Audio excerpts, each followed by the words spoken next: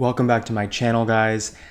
I know some of you who are subscribed don't really like when I talk about current events, things happening in pop culture, because it's a deviation from my usual content. But I promise you, with this video, I'm going to link it back to the usual themes of my channel.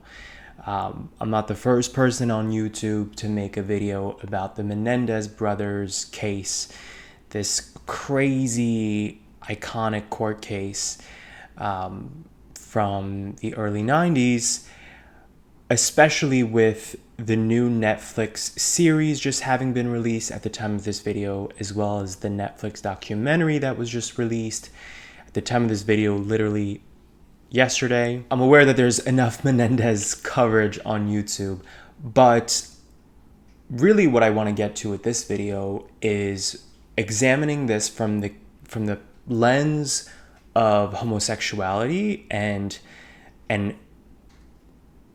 gay themes, notably homophobia and the taboo element of talking about gay themes, whether consensual or not. And that's, for me, one of the highlight takeaways from this case. So let me back up for a second and give the 30-second spiel on the Menendez brothers if you don't have any context, if you've been out of the loop, if it's not your thing. It's a very gruesome case. I know some people are riveted by these things and some people just want nothing to do with it. They don't want to hear about it. They don't want to know about it. So just to make sure we're all on the same page, I'm going to give a 30-second spiel. Let's see if I can actually make it in 30 seconds, though. In 1989, Eric and Lyle Menendez murdered their parents in their large Beverly Hills home. This was a very wealthy family. The father was a prominent figure in the entertainment world, the music industry in particular at that point. Very successful guy. And the kids, of course, benefited from that very privileged upbringing. And so they end up killing their parents in 1989. And of course, a child killing their own parents is always, kind of a media sensation topic. But two brothers doing it together, a lot of eyebrows were raised. Like, what really is going on here? And they weren't immediately suspects, interestingly, but they eventually became suspect number one, or I guess number one and number two, particularly because they went on a shopping spree and they didn't seem that affected by their parents' deaths in terms of showing grief, showing emotion about it. They just went out and maxed out the credit cards. So people got more and more suspicious. The police department got more and more suspicious. They, of course, were the ones who killed their parents. And you can't make this shit up. It sounds so far-fetched, and yet it's all true. The twisted spin of events, one of the brothers was going to therapy after the murder and confessed to his therapist that they had killed their parents. The therapist was secretly recording the sessions. The therapist also happened to be having an affair with another patient, a female patient, and told his mistress that this was happening. The mistress, in retaliation at one point after a scuffle or their affair fell apart or whatever, she went to the police and shared what was happening. This confession on tape was considered admissible in court because of the safety issue, meaning when there's a confidentiality clause that can be broken legally when criminal activity is involved, or danger to oneself, danger to society, and so on. So crazy spin of events, but point is, by the time we get to the court case in the early 90s, everybody knows that these two brothers committed this crime. They're admitting to it. The question is, what is the punishment? And how deep do we go with this punishment? During the court case, a bombshell revelation, the two brothers admit that they were abused by their father their whole life, sexually abused in particular. You could hear a pin drop when this is discussed in the courtroom.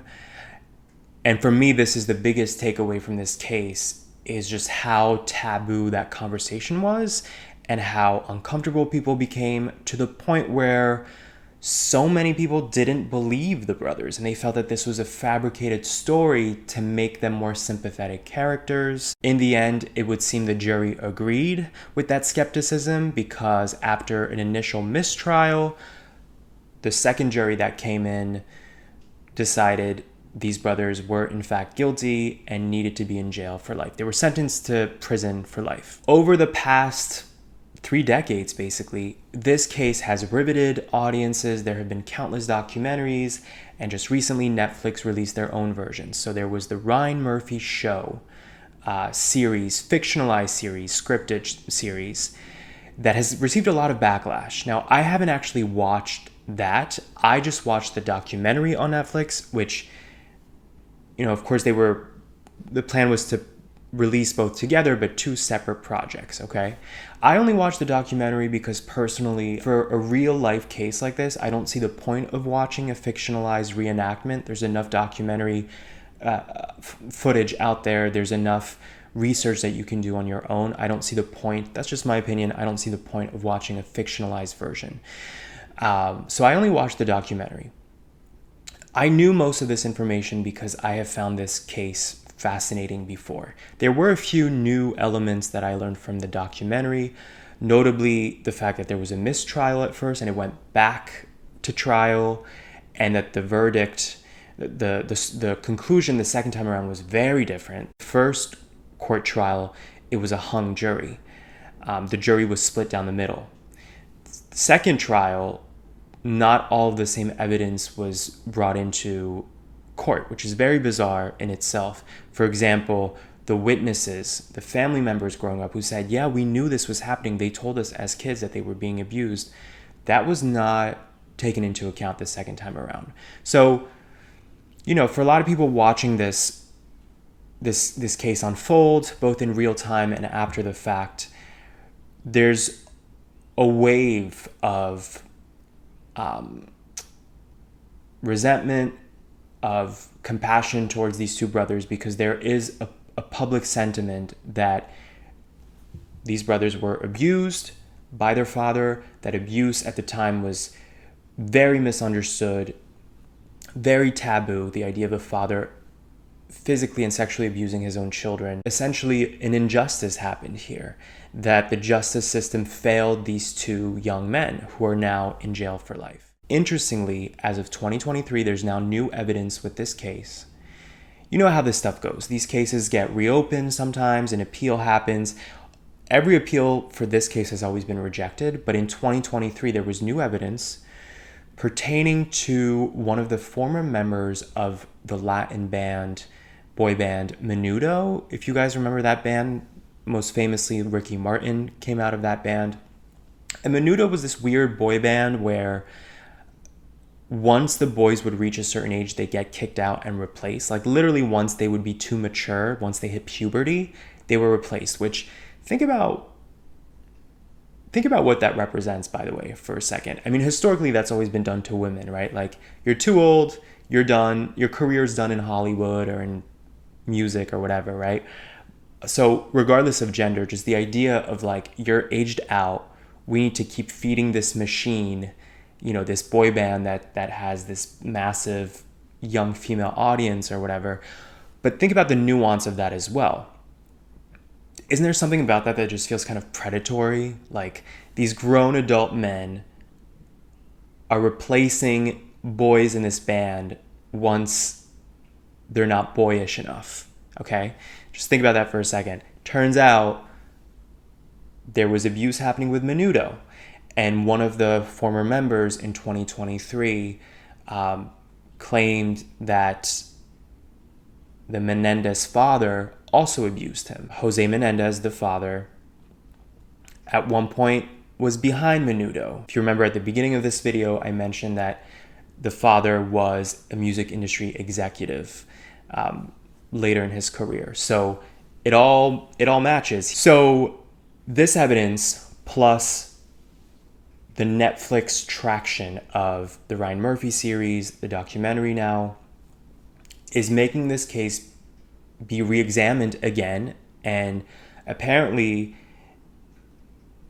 it's being legally readdressed. Like they're taking a second look at this new evidence now. And also through the lens of our modern understanding of abuse, which is very different from 3 decades ago. Okay, so now that we're all caught up on this case, we're all on the same page, what I want to talk about is the gay themes of this story. Father sexually abusing his own kids. You could say that's not a gay thing, that's a pedophilia thing, that's an abuse thing, which is for sure accurate. But what's really interesting to me is how a lot of this is interwoven. So watching the documentary last night, I saw more footage than ever before of that time, the court case. The documentary also has a lot of narration, audio narration from Lyle and Eric straight from prison. So I guess they agreed to be a part of the documentary and give their side. And watching Eric Menendez's body language, his movements, his cadence, the way he spoke, I thought, this guy gives me gay vibes. Like, it felt very familiar. Now, I'm 100% aware. I'm generalizing, I'm stereotyping. We don't know this person. He's married to a woman, even though he's in jail for life. You know how that goes. A lot of people it starts with love letters, and then they get married to somebody that they can't actually be with. That is a whole other topic. But according to Eric Menendez, according to these brothers, according to the life that he has and everything, he's straight. Huge theme on this channel, of course, is discussing the gray area and how our society views everything very black and white with sexuality, but it's not actually the case. I just got this instinct watching him during the court case. And again, I'm aware a court case where you're being tried for murdering your parents, that is a very specific time capsule of your life. I understand that doesn't necessarily represent his everyday self, how he normally behaves. I'm aware. But there's a but. I just had an instinct. It was just a vibe, okay? I went down a Reddit rabbit hole afterwards. I mentioned I hadn't seen the Ryan Murphy show, right? Turns out his show is getting a ton of backlash for sensationalizing the story and also implying an incestuous relationship between the brothers. It would seem it's widely panned, this view of incest. There's no real evidence of it or proof of it. But I kept digging and I found that there were claims that Eric Menendez had experimented sexually with other boys as a teenager. It seemed like that at one point might get brought into the court case, but then it wasn't involved. There were rumors about it. So me getting that vibe watching this documentary and then finding out that was actually part of the discourse was very interesting to me. Of course, it's so important to mention that in the context of getting abused sexually as a child, that will completely affect your sexual development, right? A typical symptom of somebody who's sexually abused growing up is they become hypersexual at a young age, way more than they would have been otherwise, right? And they're experimenting a lot more. So in that sense, it's completely possible that he did experiment with boys growing up because that felt familiar to him based on what was happening at home. So he was kind of like maybe mimicking. It doesn't actually mean that he was gay. And I'm the first person to admit that, to acknowledge that it's a very complicated topic when sexual abuse is interwoven into all of this, okay? But I just found it compelling that I had this instinct. And then I found out that was actually already a part of the conversation. And I did not know that before. Of course, this possibility it just complicates an already very complex story with a lot of nuances. Because, going back to what I mentioned earlier in the video, a huge part of the drama and trauma of this case and the tragedy of this case was how taboo the conversation of male-on-male sexual activity, particularly within the family, particularly in an abusive context, how taboo that was, how taboo it still is, but especially at that time, if you add into it a possibility of genuine homosexuality, that throws everything off, because then you can use that against these brothers. In this case, you could claim that no such thing. The only time male on male action happens is when it's consensual and it's two gay men. And also, this was like peak AIDS epidemic, late 80s going into early 90s. So being gay was not as acceptable in American society as it is today. So any conversation around that and any potential validity around it, around Eric's sexuality, could have actually made things worse for them, could have completely invalidated their story, while also validating the narrative that childhood abuse leads to homosexuality. I guess what I'm trying to say is, if Eric Menendez is anything other than straight, that acknowledgement would, that validation would actually invalidate other parts of his story, which would be very dangerous for gay people, for anybody who's ever been abused, for the Menendez brothers themselves, with still seeking freedom at this point, even though they're in jail for life, anytime these appeals happen and the case gets re-examined. So I just look at these two men the way that I think a lot of people do nowadays, especially of my generation and Gen Z, which is they were prisoners for life. They were sentenced to being trapped for life from the time they were born. And that's the part that's so ugly. It's like a Greek tragedy or like a Shakespearean tragedy, that they were born into this abusive household. And not just, he would slap them around when they were misbehaving. This was real disturbing physical and sexual abuse at the hands of the father, and the negligence, of the mother, who was apparently, popping pills and just out of it all the time. I just think about these two young boys who must have felt so helpless that they turned to what felt like the only option, I guess. And by doing that, it's like they sealed their fate to be trapped for life. They were already on the path to being trapped for life, in a sense, through that abuse, and now they're actually trapped for life. And going back to Eric specifically, again, if my instinct is accurate, which again, it's just an instinct, it's just a feeling, we're always projecting our own, our own experiences, our own biases, our own stereotypes and all of that. And I'm aware of this, right? But if my instinct is correct, think about the trauma of this man to have to internalize so much and hold in so many secrets and constantly be playing a chess game. And that was one of my biggest takeaways from this, is that these two guys were failed by society at every stage of this chess game, if we can call it that. They were betrayed by their parents. They were betrayed by the therapist. Turns out, between the two trials, by the way, Lyle was also recorded from jail by this woman who told him she was writing a book about his life, but she was manipulating him and exploiting him, essentially. Failed by her. And I feel, and a lot of people feel, they were failed by the justice system. So again, this tragic element of these two men who, yes, they committed an awful, gruesome murder. There's really two perspectives to this story. One perspective is, it doesn't really matter what was happening, and what led them to kill their parents. They killed their parents. That's a crime. Murder is a crime. They are criminals. They should be in jail. Not everybody who abuses somebody ends up killing their abuser, right? That's one perspective. And that's ultimately the perspective that got them in jail for life. The other perspective is, whoa.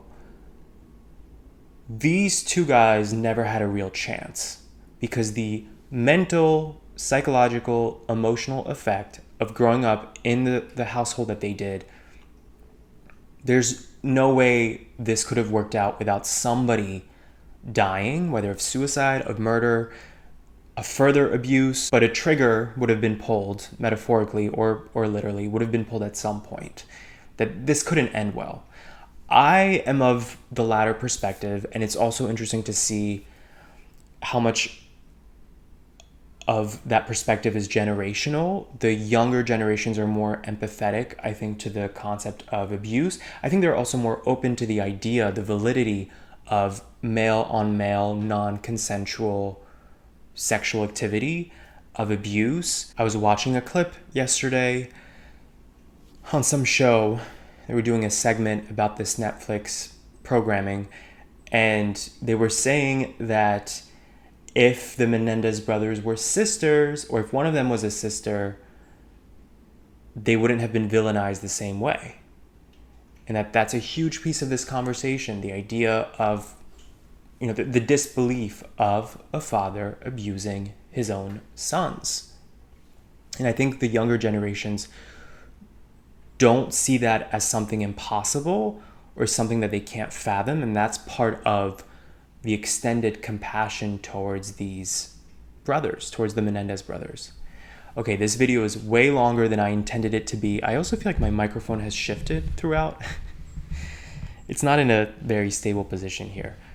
Yeah, wasn't the microphone like here in the beginning? If you made it this far, please tell me what you think in the comments. I'm so curious, particularly from this lens of homosexuality, homophobia, like the gay themes of this. And I'm aware, obviously, that pedophilia and homosexuality are two very different things. But I do believe that with this case, they're interwoven. Would we call Jose Menendez, the father, gay? I don't know. I think somebody like that doesn't even have a sexuality. I don't even know that they enjoy sex the way a normal person does. I think everything with them is about power.